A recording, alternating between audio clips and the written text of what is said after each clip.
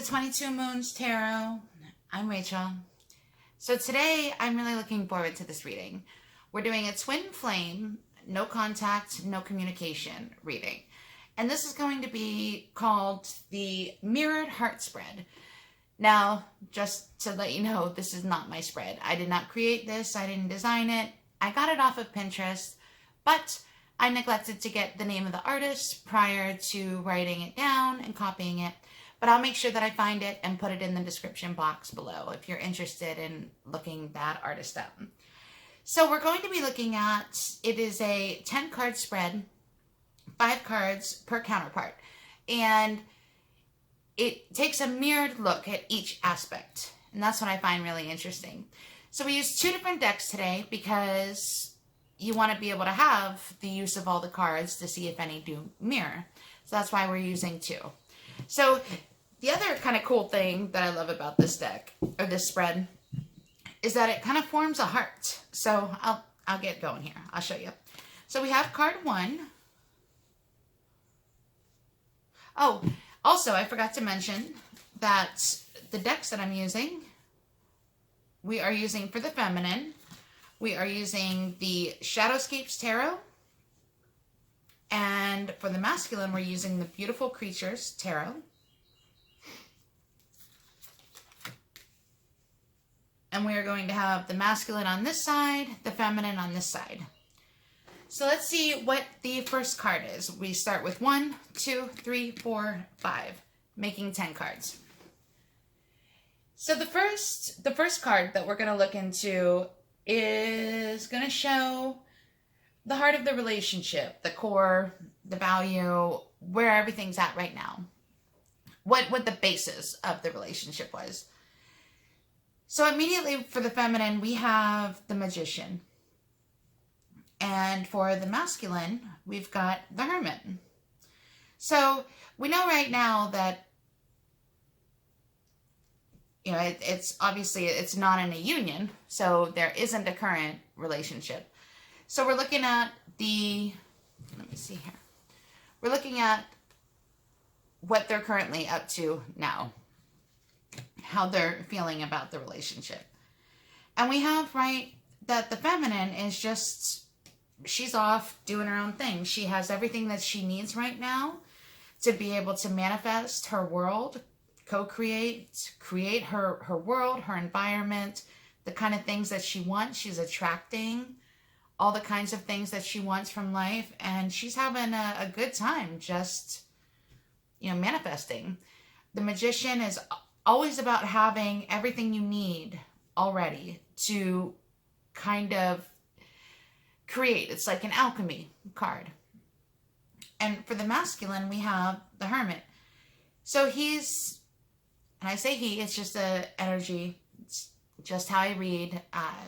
He for masculine, she for feminine. Take it however it pertains to you.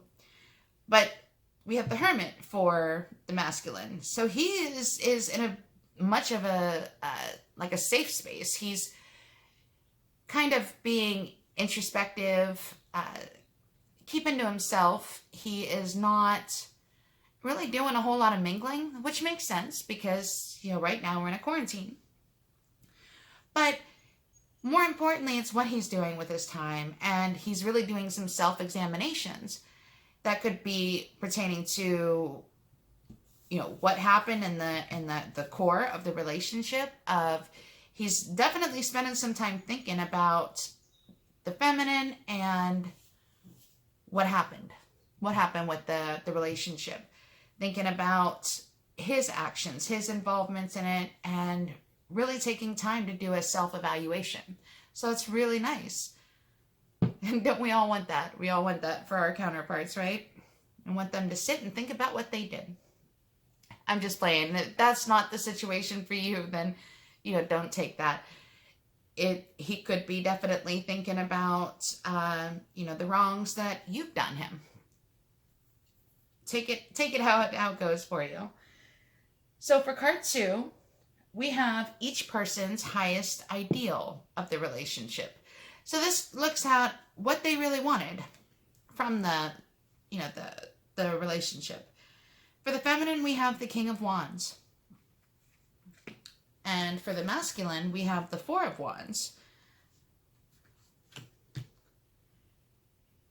So the feminine immediately is wanting that king, that man of action, that king with passion and creativity, and for Christ's sakes, one that takes action, that moves, that, goes forward and gets what he wants.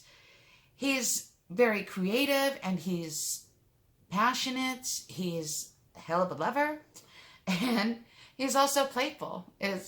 He knows how to have fun.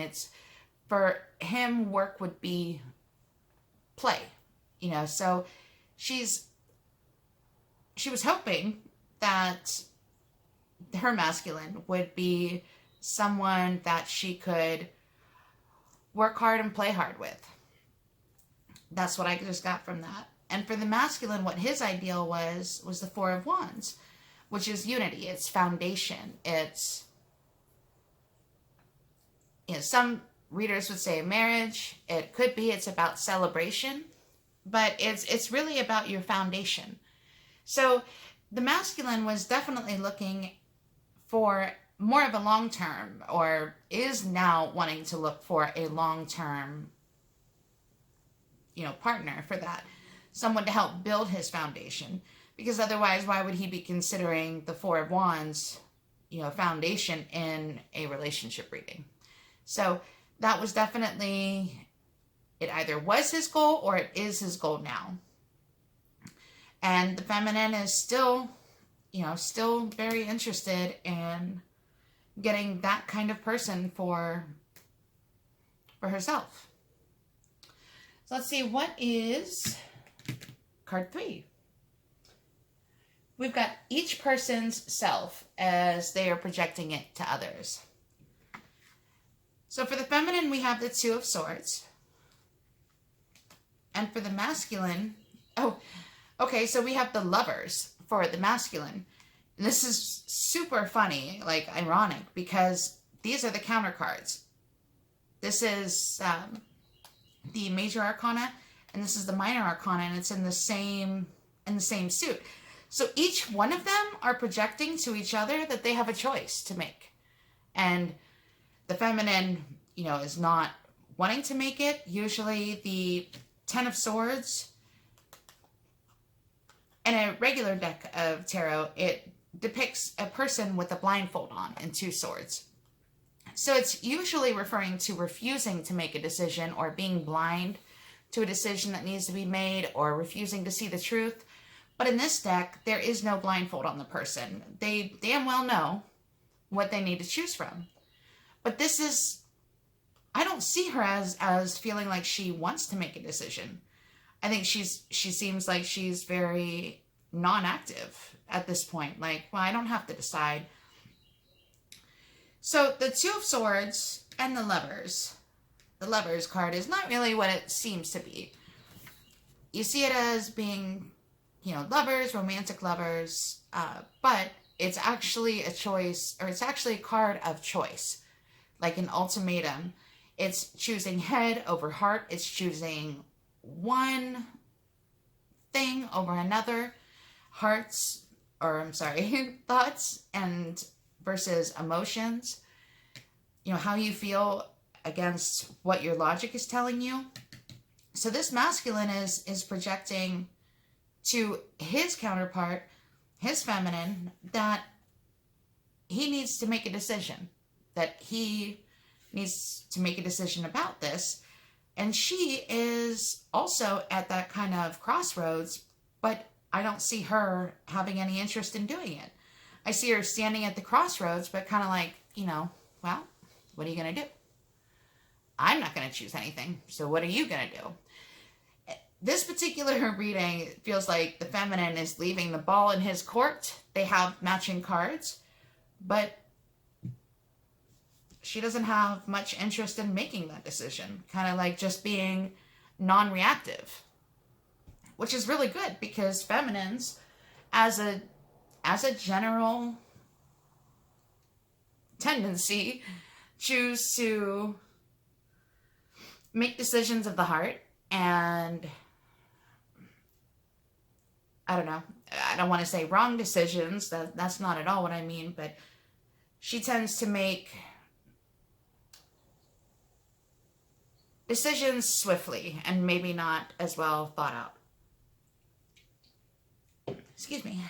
The masculine, on the other hand, is not as swift in his actions. Okay, so now we've got card 4, and that is where each person stands right now with the relationship. So we have the 10 of Pentacles for the feminine, and we've got the World for the masculine. So I'm sorry, typically, shoot, this feminine seems to be rocking it. She's got the 10 of Pentacles. She feels like she's fulfilled. She seems completely happy.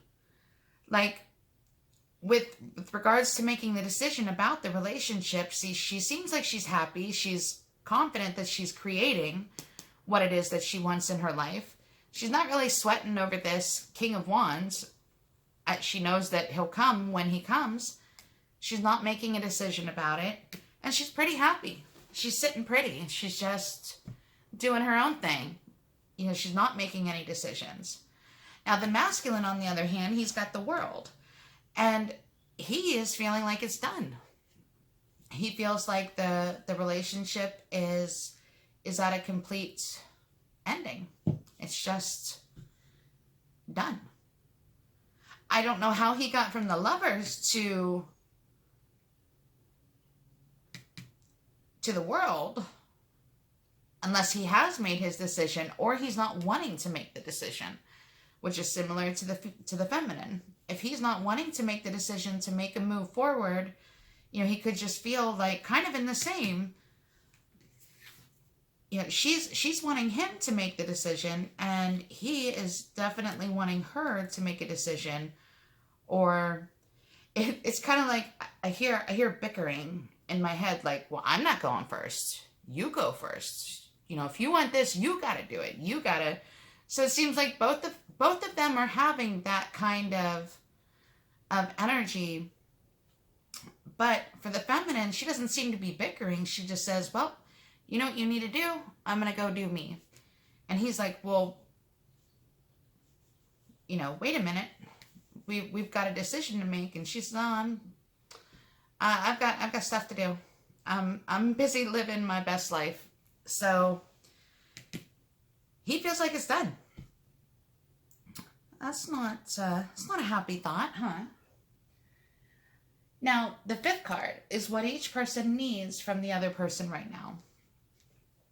So this is if the relationship were to continue or progress or reactivate somehow, this is what each one would need from the other. And the feminine has the Hierophant, however you say it. But this card is about contracts. It's about, you know, well, if we're talking about the twin flame journey, it could be about honoring the twin flame contract that her and her counterpart made prior to this lifetime.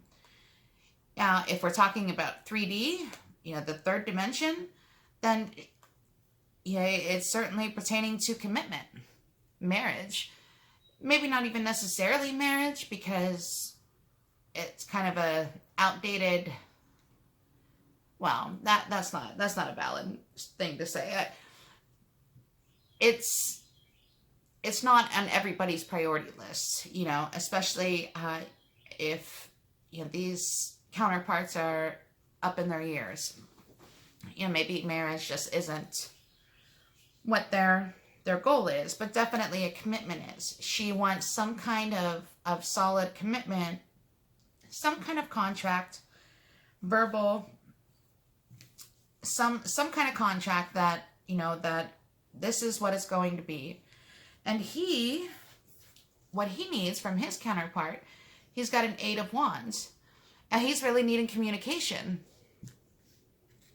He wants some form of communication from her, which that goes along with the storyline so far, that if they're both waiting for each other to roll the ball back over to the other side of the court, and they're playing kickball, he's waiting for a message. He says, well, okay, I think it's done. I feel like it's done.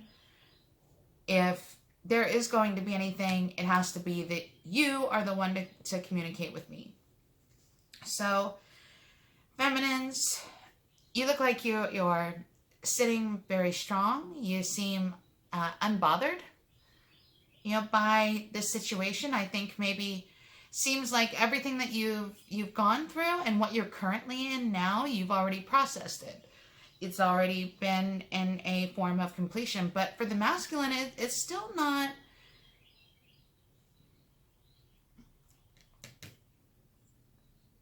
He's still thinking about that decision of what he wants to do. He still has, he has the world where he feels like it's done.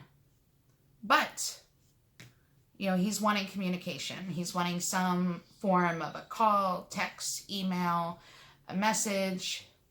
He's wanting some form of acknowledgement of his existence. Wow. Okay. So those are the energies that I have for this weekend pertaining to the twin flame journey. And I really hope that you enjoyed the spread. It was fun doing it. I thought it was insightful, and I really liked the layout of it and the content. So anyways, thank you all so much for stopping by. Don't forget to subscribe if you don't want to miss any of the future videos. And also, this week I'll be putting out, or this weekend, I'm putting out the zodiacs. I'm going to be doing them in quarters of, fire signs, earth signs, water signs, and air. So, okay, well, y'all have a beautiful Friday, and we'll see you next time. Bye.